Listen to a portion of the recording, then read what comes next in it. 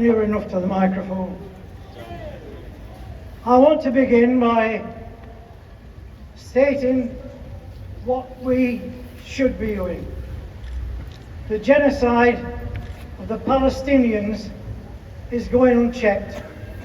The fascist state of Israel is carrying out a program of extermination aided by the United States and, yes, the United Kingdom.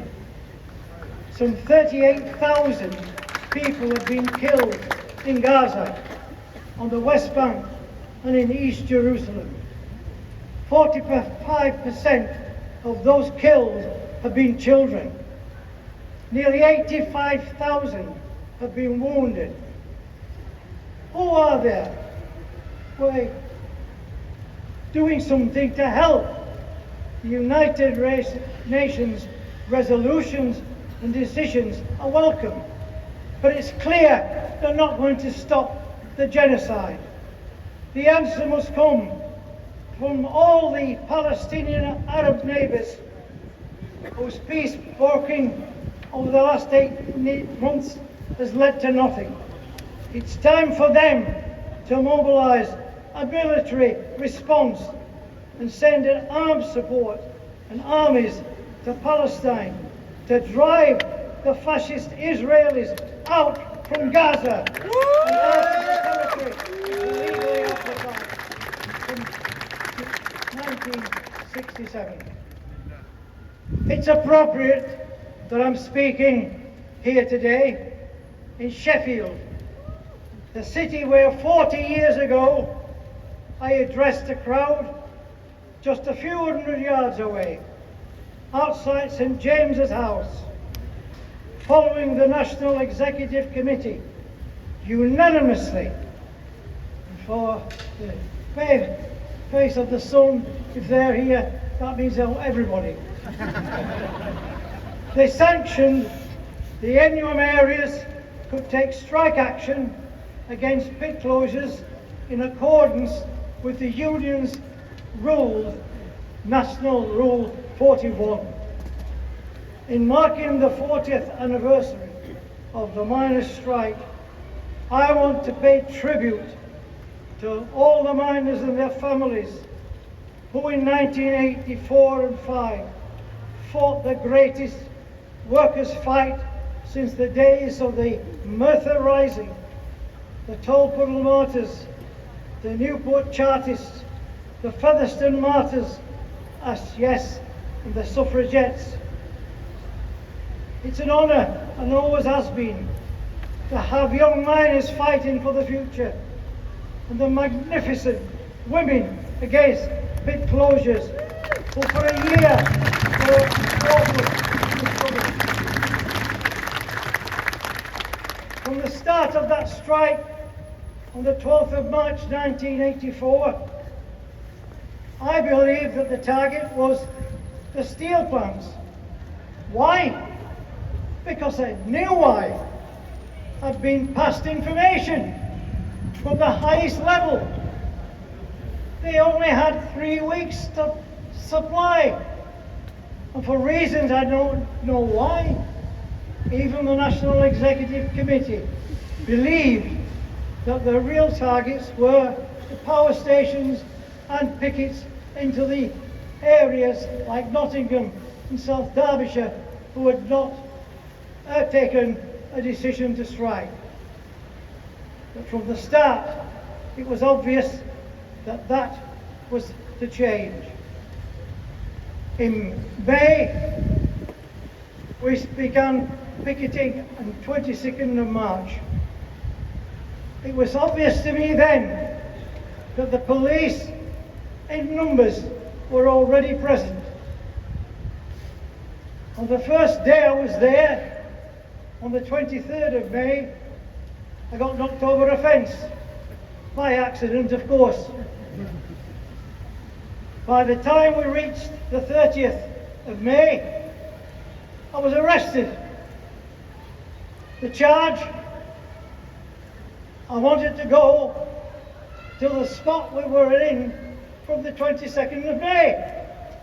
I was being denied the right and all the pickets who were with me to take picketing duties in accordance with the United Nations Charter and the conventions of the International Labour Organization.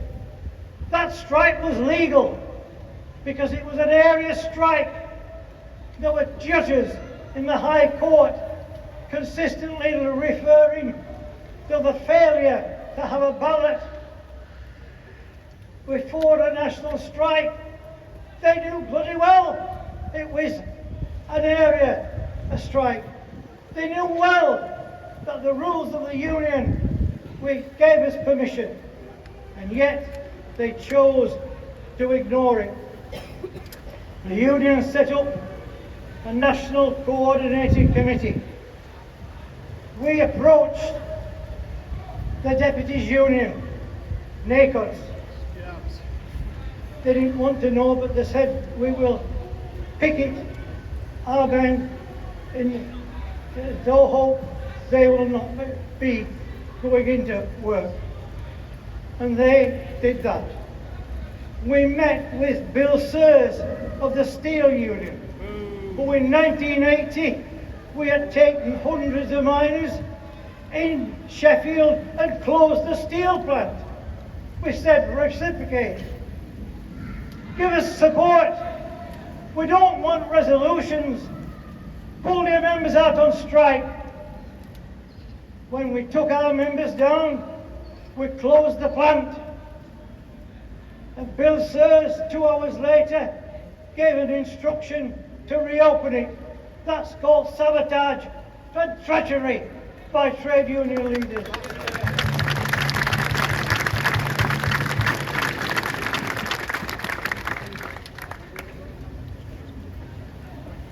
Having been arrested, I knew what the problems were. I knew what the strength was. I'll tell you how I knew. It wasn't something magic in my head. George Moores, a member of the South Yorkshire County Council, responsible for major incidents, passed to me a document sent down from central government telling them how many police were drafted in to South Yorkshire, and in particular to deal with the area in and or around Orgreave. The number of police, the riot police, were 8,200. That was the figure. When we finally persuaded the NEC to agree that areas who took strike action were doing it in accordance with law and rule, we faced them with 10,000 pickets. But we did so in a planned way. I'm sick and tired of listening to people say we walked into a trap. We didn't. We'd be picketing from the 22nd of May. When we went down on that day, they again stopped us. And again, we knew we were in for a fight. They had horses, dogs, long shields, short shields, truncheons, and a determination like a fascist state would have. They intended to inflict maximum injury wherever they could. The Chief Inspector, who Gareth Pearce has referred to, made clear that he exempted what was taking place. He'd been instrumental in coordinating the action. It didn't suddenly come down. It was planned because they knew we were going down. I arranged for walkie-talkies to be handed to 5 people in our union at strategic points. And by the way, they never say anything in the media that part of our delegation, our strike committee, occupied the plant, the strict pickets from Hatfield, only briefly, but it demonstrated the power that we could exert. The government, of course, were determined to do everything they possibly could to inflict the maximum punishment on the National Union of Mine Workers. I've seen not only government papers before the strike, but also after the strike. And I know that the area that most troubled and worried and frightened that Thatcher and the government was Orgreave, Ravenscraig, Hartlepool, Port Talbot and Llanwern, all power stations, because they burned coke, and the coke came from coking plants, and all over those were picketed. The fundamental difference between the Battle of Saltley in 1972 and 1984 was that in 1972 workers in other industries pulled out their members and they joined the picket line, closed the plant and won, led by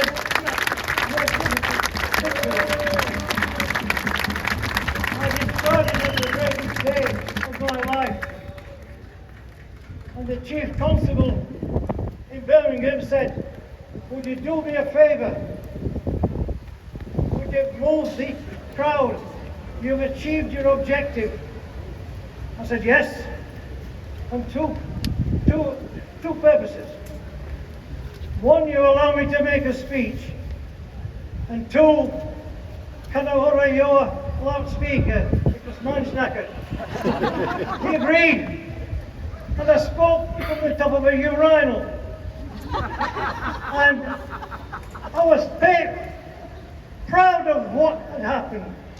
The same thing was happening at Orgreave, and after I was knocked unconscious in that famous day on the 18th of June, yes, I was knocked out as well, put in a hospital bed. I knew what the policy was. It was being achieved. How many people in this crowd realise that the chairman of British Steel sent a telex ordering the closure of Orgreave that night?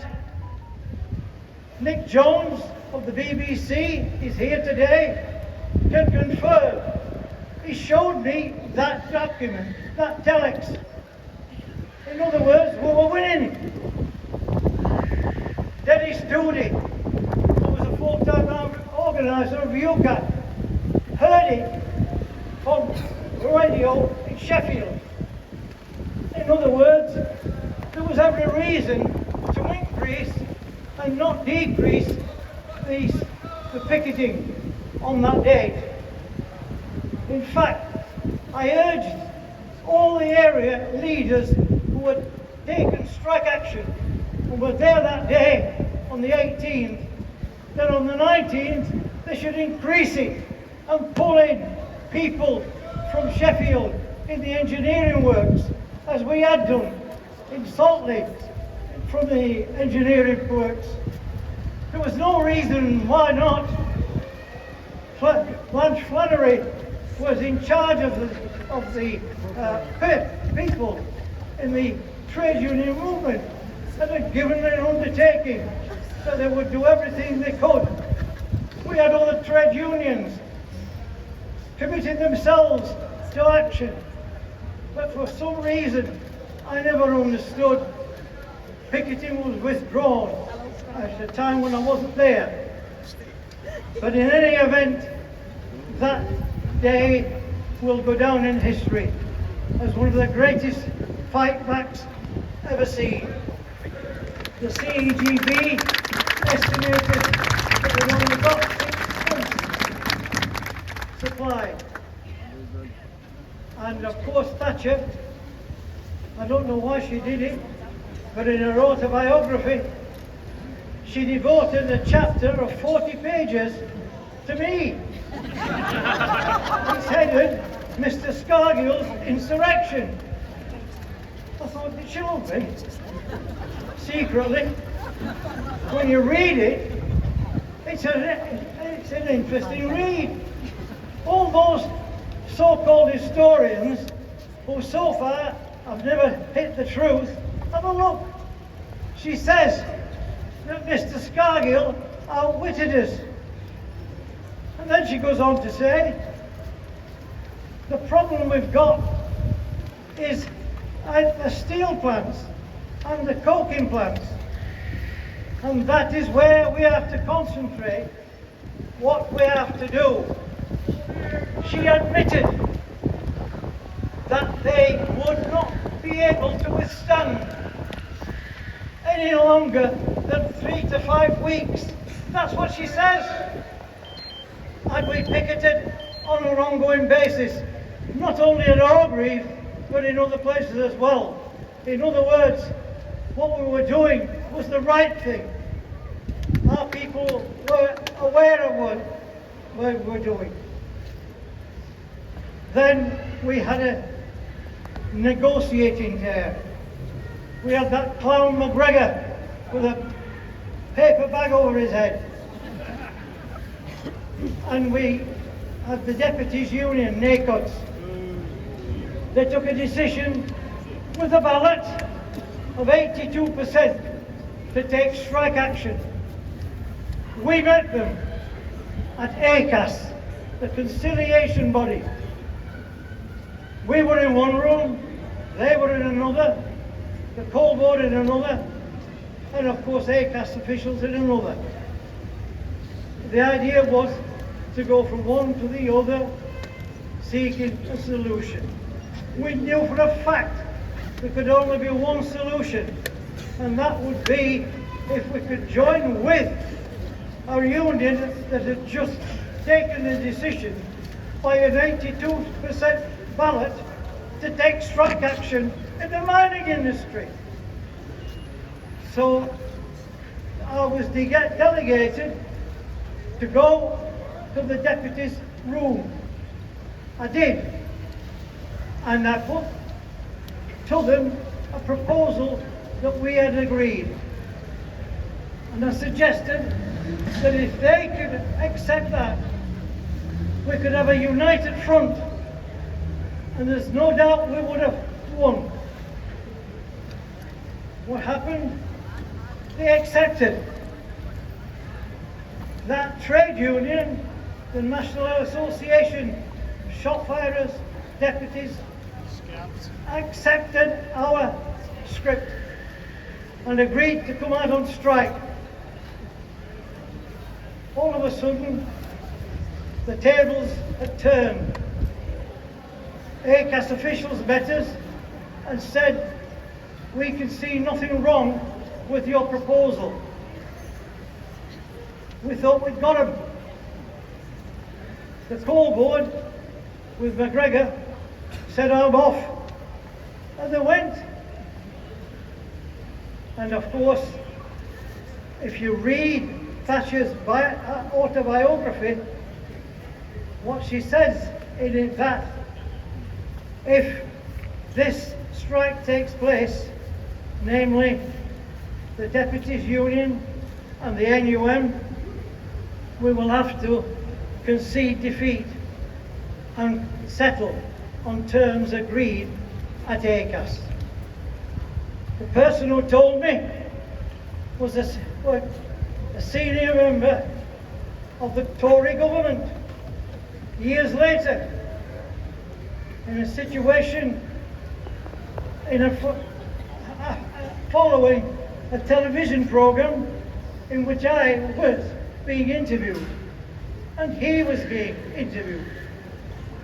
And he approached me. I'd never seen him before. And he said, "Arthur, can I ask you a question?" So, who the hell is he? He said, "Why is it that when the under managers took their decision to strike," I said, "Do you mean the Deputies' Trade Union, NACOS?" "Yeah, oh yes," he said, "that's the one." He said, "Why was it that when they took a decision to strike, we, that's the Tory government, understood from the commission by Thatcher, she'd organised the commission of ministers, had said, if this goes ahead, we have to concede and agree the terms that have been agreed by NACODS and the NUM at that time."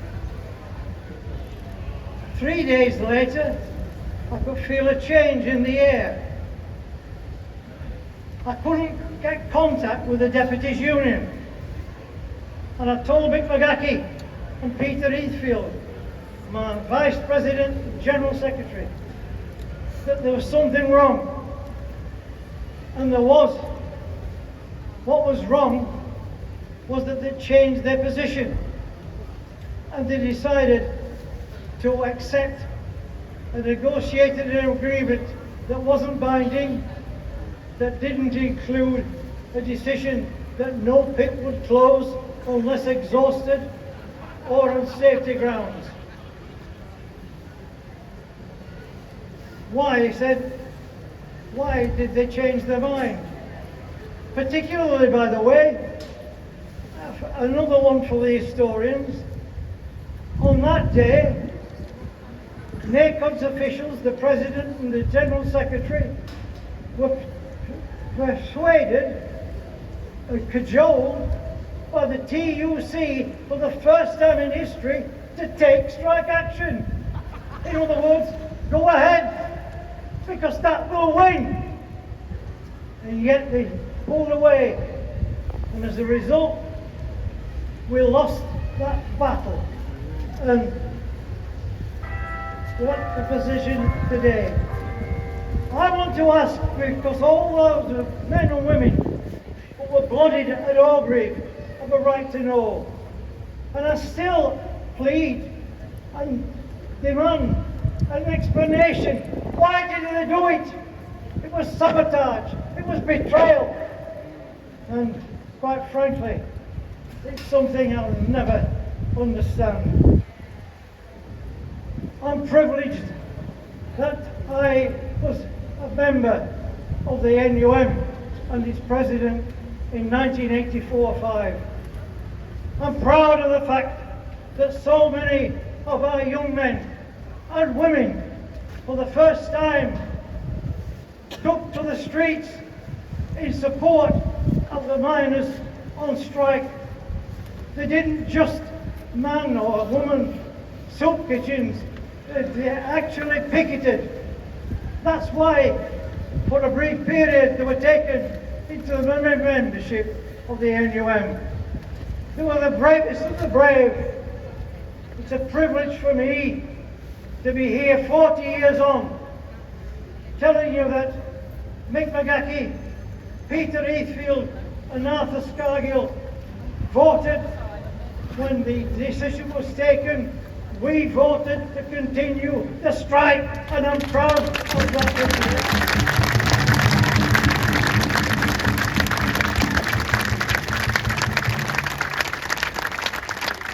The miners' strike of 1984-5 remains an inspiration, not only for workers in today's trade union leaders.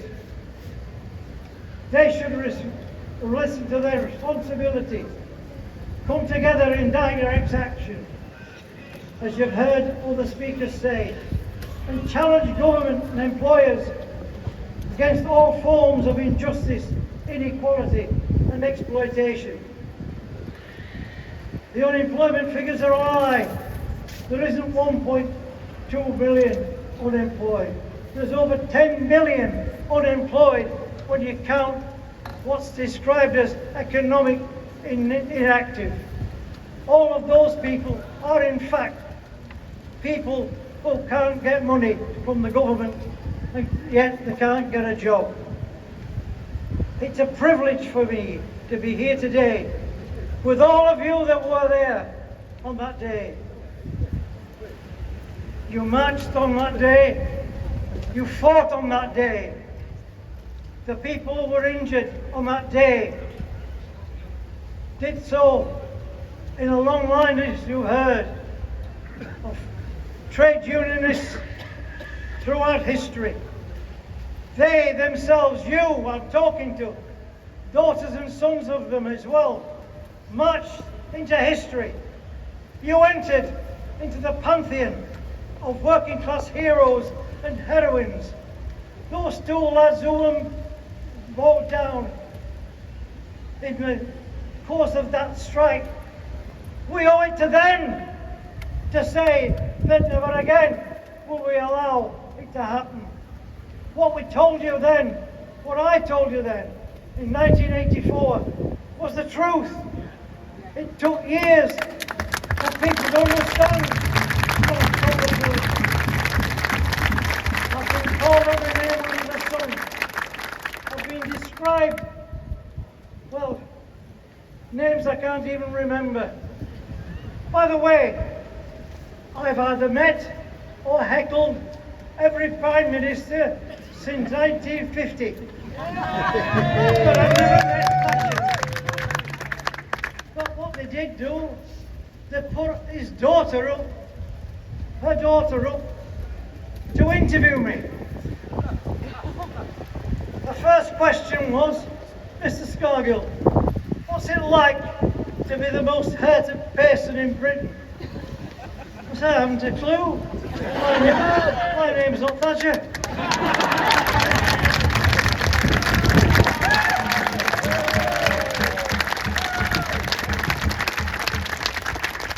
I want to salute you in the name of the greatest trade union leaders I ever knew.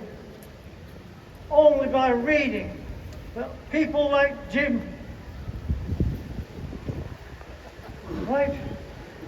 The leader in Ireland.